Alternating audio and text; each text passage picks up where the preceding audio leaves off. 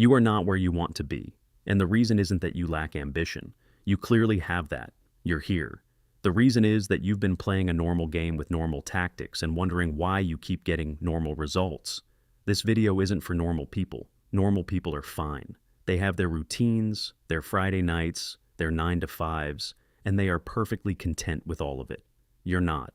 And that gap between what you are and what you know you could be, that is the most valuable thing about you right now.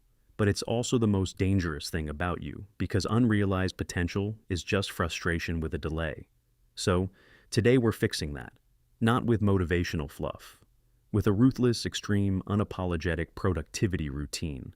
The kind that actually produces outsized results. And if anything in this video makes you uncomfortable, good. That's exactly the point. Let's start with consistency, because everything else I'm about to tell you is completely worthless without it. You could have the perfect morning structure, the perfect supplements, the perfect work blocks. And if you do it 4 days a week, you have nothing. Habits are built through repetition, without exception. Not repetition when it's convenient. Not repetition when you feel like it. Repetition without exception. The beautiful thing about habits is that once they're truly set, and it takes longer than you think, sometimes months, the daily act of forcing yourself into the routine becomes significantly easier. The habit starts carrying you instead of you carrying it. But until you cross that threshold, you have to white-knuckle it. You do the routine when you're tired, when you're traveling, when you're busy, when every part of you would rather not. Every single time you break the chain, you're not just missing a day. You're actively undermining the neural architecture you've been building. Consistency is the foundation. Everything else is a wall you cannot build without it. Now, energy. And I'm going to be honest with you in a way that most people in this space don't have the nerve to be. High-energy people outcompete low-energy people, every time. It isn't close. You can have all the discipline in the world, and discipline matters. But 1 hour of high-energy, fully focused, cognitively sharp work destroys 2 hours of dragging yourself through tasks on willpower alone. Stop treating energy like a luxury or a personality trait. Energy is a performance variable, and it is largely within your control. So let's get into how to actually get it. Sleep first, because nothing else functions if your sleep doesn't. A consistent sleep schedule, same bedtime, same wake time, is the single highest leverage habit most people are still skipping. Not duration alone, consistency. Your circadian rhythm is a system, and systems perform best under regularity. Non-negotiable. Diet. You need to be fueling your brain, not just your body. And here is something a lot of people resist hearing. Most people are walking around in a state of low-grade cognitive impairment because of how they eat. Glucose spikes, crashes, brain fog, inconsistent energy. That's the default for anyone eating a standard diet. Many high performers report a dramatic cognitive advantage from fasting, or, at a minimum, avoiding carbohydrates for the first 4 to 6 hours of the day. Your brain runs on ketones more cleanly than glucose. Try it seriously before you dismiss it. Morning sunlight within the first 30 minutes of waking. It resets your cortisol curve, signals alertness, and it costs you nothing. Regular exercise that is invigorating but not exhausting. Not training to failure, training to feel sharper and more alive. Now, supplementation. And let me preface this entire section by saying, you wouldn't be watching this video if you didn't need to take extreme measures to become extremely productive. So, don't you dare dismiss anything that might give you an edge. Why would you do normal things for abnormally high-level productivity and success? Basic foundations first. A staggering percentage of the population is deficient in magnesium, zinc, vitamin C, methylated B vitamins, and essential minerals. And deficiencies in these don't just make you tired, they make you cognitively slower, more anxious, and less resilient. Magnesium deficiency alone is directly associated with elevated cortisol, poor sleep quality, and impaired glucose metabolism.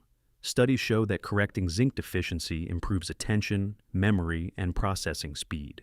These aren't exotic interventions. They are basic nutritional insurance that most people aren't getting from diet alone. Fix the floor before you build the ceiling. Now, the ceiling.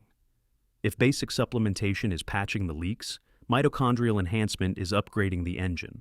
Methylene blue is one of the most compelling compounds in this space. Originally a pharmaceutical dye, it has been studied for decades for its ability to improve mitochondrial electron transport, meaning it helps your cells produce ATP more efficiently. Users consistently report heightened focus, faster cognitive processing, and sustained mental clarity. It has a legitimate history in clinical medicine and emerging research in neuroprotection. Pair that with nootropics like uridine monophosphate, which supports dopamine receptor density and synaptic plasticity, and alpha-GPC, a choline precursor that directly fuels acetylcholine production for focus and memory consolidation. And you are no longer supplementing. You are engineering your neurology. Most people won't do this because it sounds unconventional. You're not most people. Caffeine.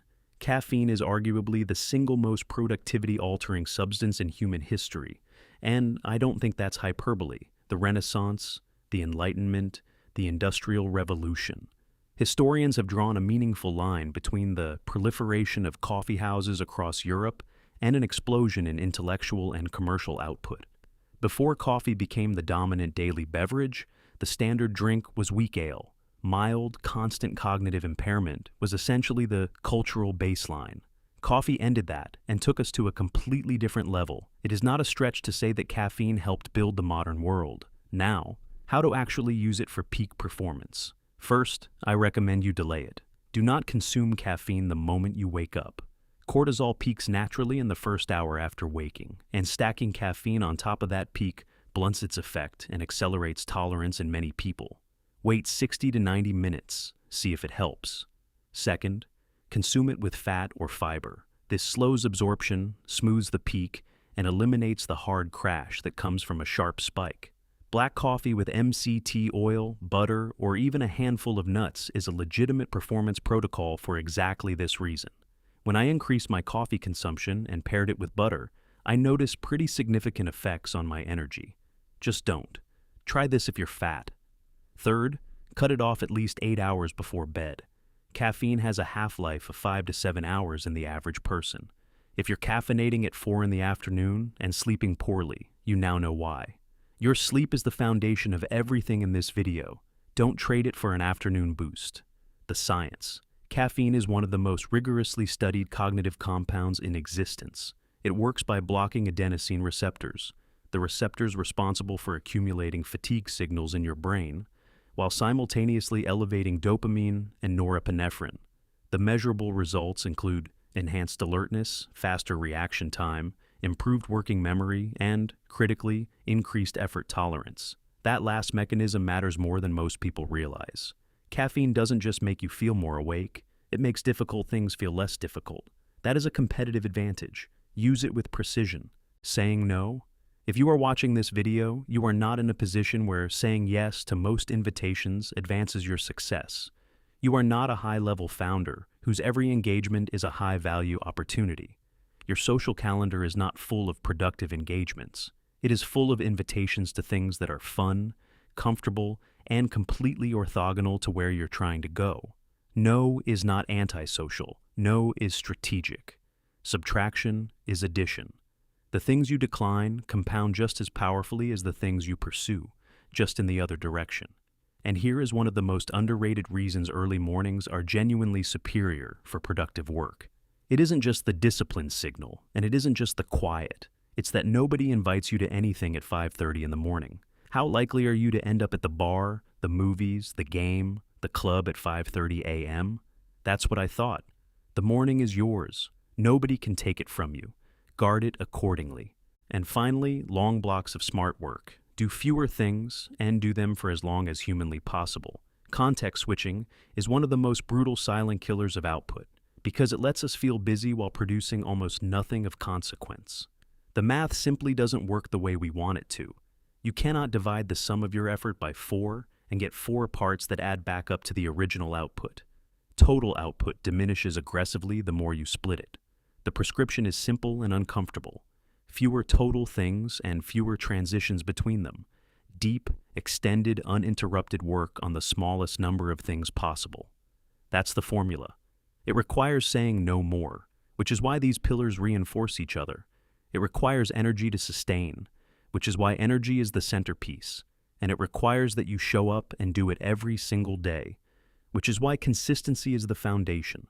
You now have a framework that most people will read, acknowledge, and do nothing with. Don't be like most people. Subscribe if you want to keep building, and go do what it takes.